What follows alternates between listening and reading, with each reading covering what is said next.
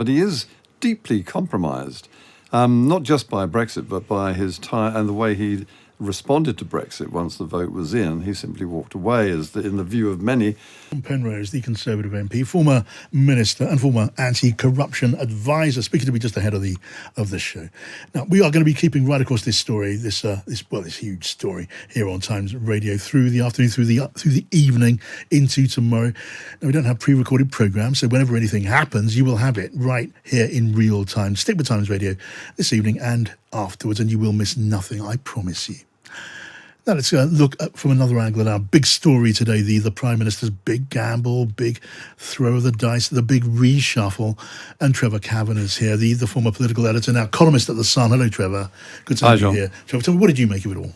Well, my first reaction was that it was a disaster dressed up as a catastrophe, and I actually said so.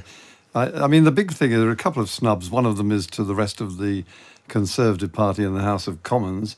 None of the cabinet ministers, backbenchers, or any of the others actually serving as members of Parliament were seen as fit enough for this job. And this is the biggest retread of all time.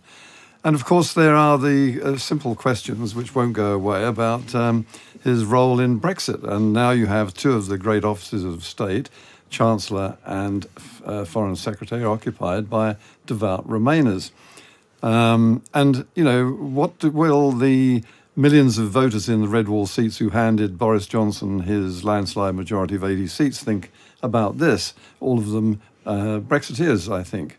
So the answer to that apparently is that Brexit is now over and done with. So we're not worried about Brexit.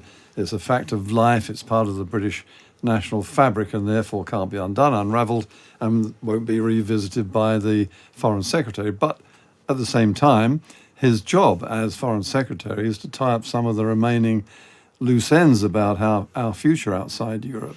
And that's not so easy. And I think that a lot of hope over experience is being put on trial. Yeah, I mean, I don't want to put too much weight on snap polling on the day of a big series of events, but there has been some snap polling. Once you look at the fine print, I was talking to the pollster Luke Trill in the red wall seats, the Midlands and the north of the country.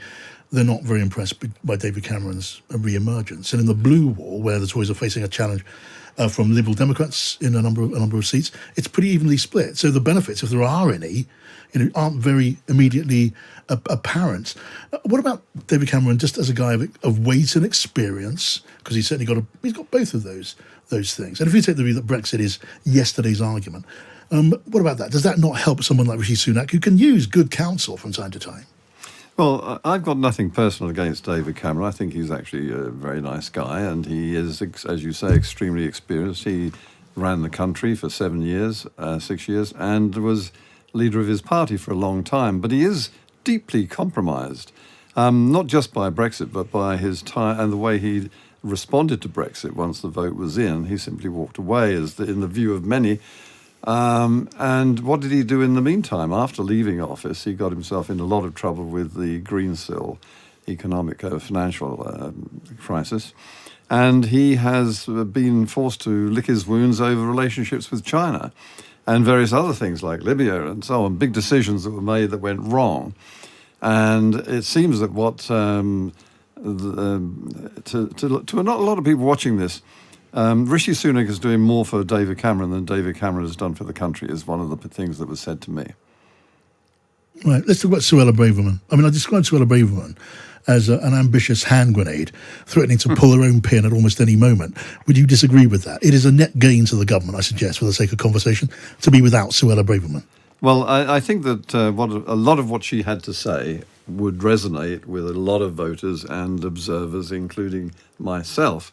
But there's no doubt that Suella knew exactly what she was doing when she wrote that article in defiance, basically, of her editor.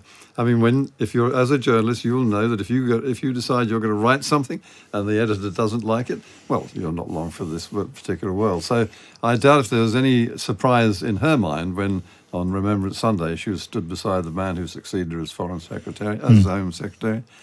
And, look, she was gunning for it. This is, I think, one of her bids for the leadership in the long term. She obviously does not see the Tories winning the next election, there will be a vacancy for the Prime Minister or leader of the party, and she will be one of the front runners. Well, she had to go. We Exactly. can agree on that.